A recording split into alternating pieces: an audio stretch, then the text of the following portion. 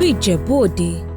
Ayẹyẹ máa ń dìde bíi òrùn òwúrọ̀ lọ́dún kọ̀ọ̀kan ní ọjọ́ kẹta lẹ́yìn ọdún iléyá. Ìlú náà máa ń di àwòrán ńlá tí a fi aṣọ ọba, ìrísí ọlá àti ìlù àṣà ṣe lọ́ṣọ̀ọ́. Èyí ni ojúde ọba. Many people, many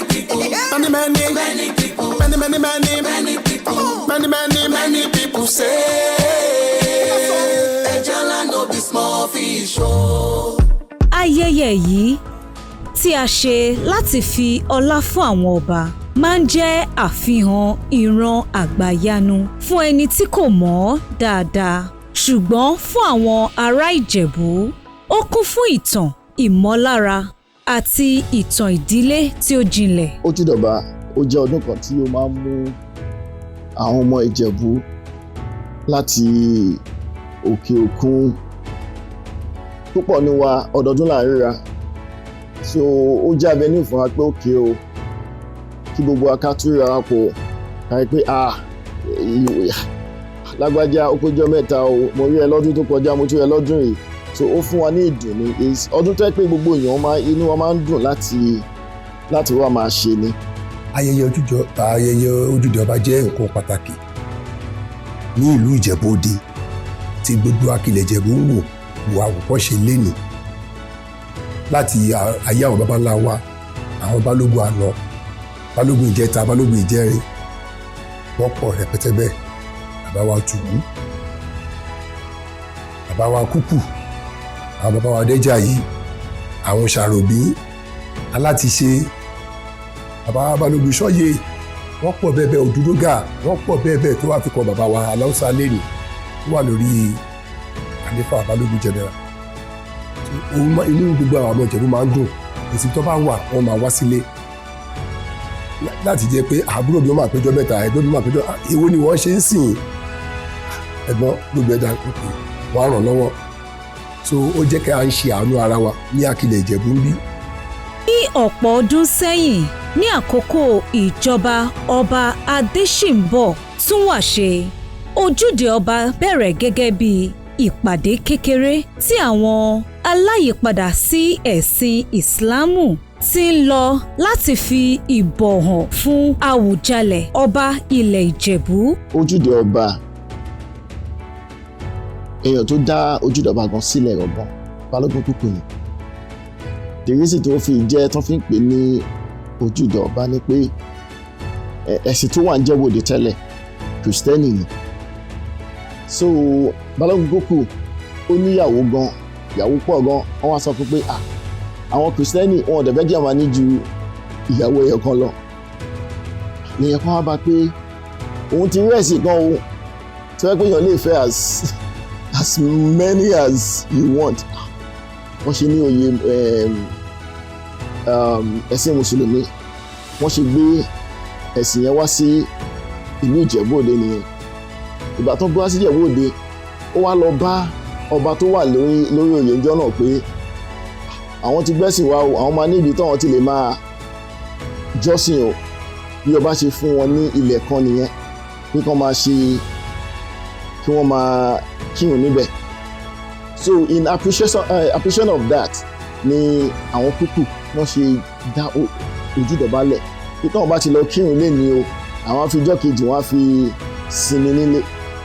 Ìyẹn náà ṣe wá wò pé ijọ́ kẹta yẹn kàn lọ fi máa dúpẹ́ lọ́wọ́ ọba tó wà lórí oyè ìjọ náà, which is ọba Àwùjalẹ̀, pé ó ṣe o tó fún wọn láyè láti máa practice ẹ̀sìn táwọn ń sìn. Ìyẹn lójúde ọba ṣe wá sáyé, and ojúde ọba ti wà in existence for over a century. Kan tó bí wa ló ti wà, àdẹ̀báwọn bàbá wa àbáwọn lẹ́nu ẹ̀ ni.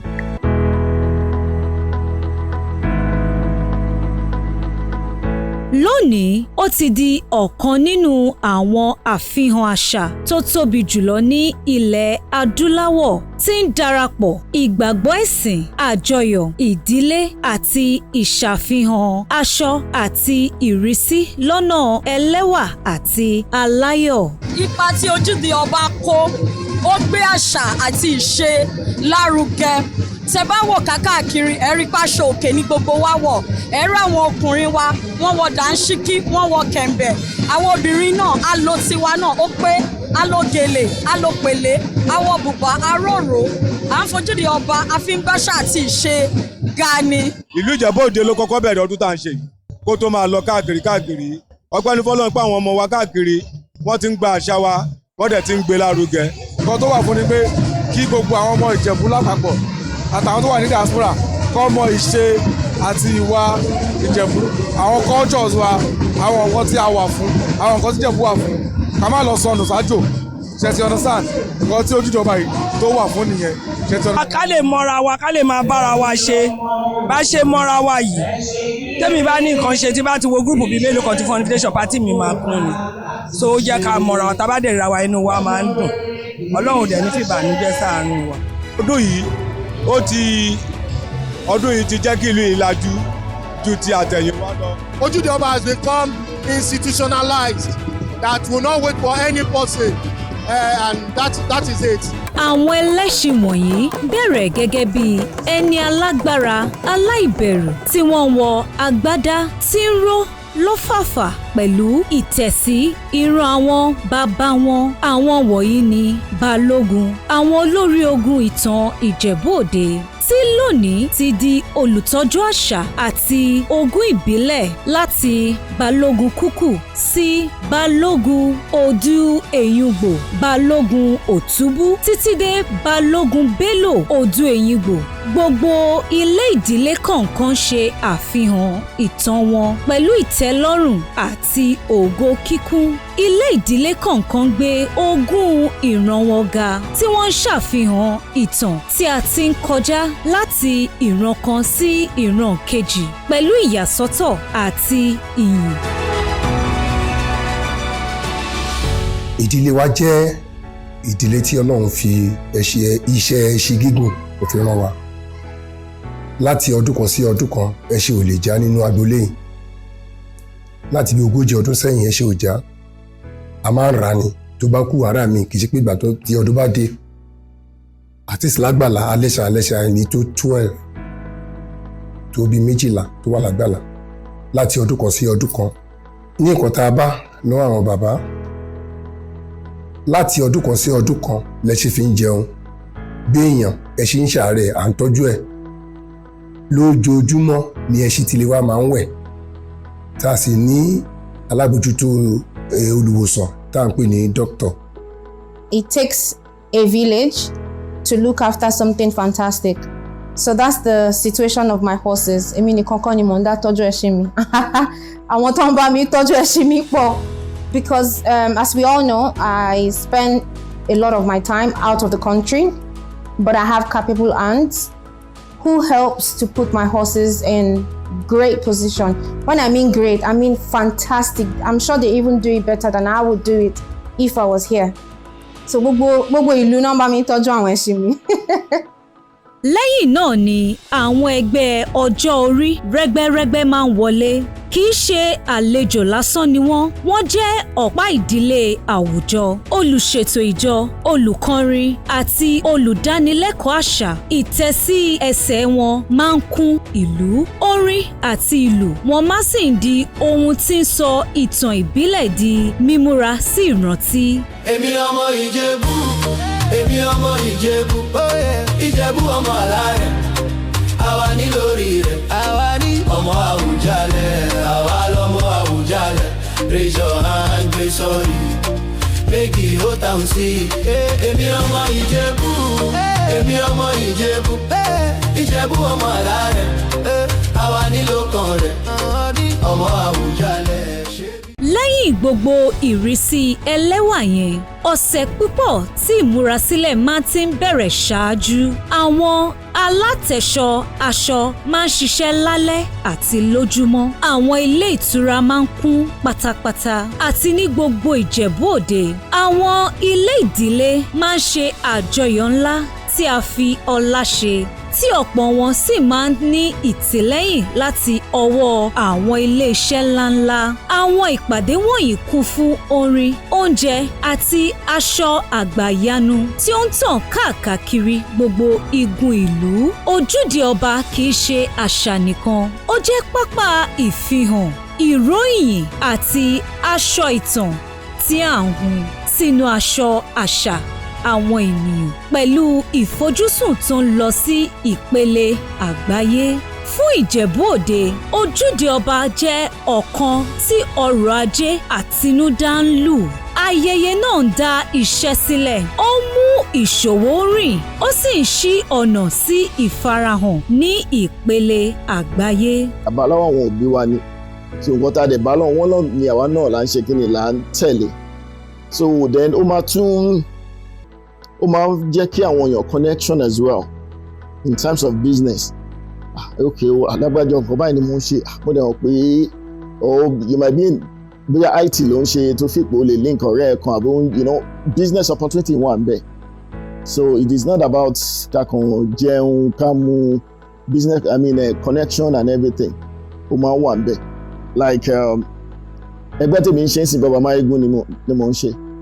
So láàrin ọmọ ẹgbẹ́ àríyàn tó ìgbà tí mo kọ́ lè ọmọ ẹgbẹ́ mi ló ṣiṣẹ́ tó jù mẹ́ just like pé àná láti wá nǹkan tó yẹ pé ta lè fi help wọn so that àwọn náà wọ́n lè ga sókè, kò sí pé yẹn kan ń wò èèyàn kan kó tó jẹun. Ojúde ọba like I said ọdún tó yẹ pé ó mọ̀ wọn Ìjẹ̀bú, ó so wọ́n papọ̀ and is a world class event.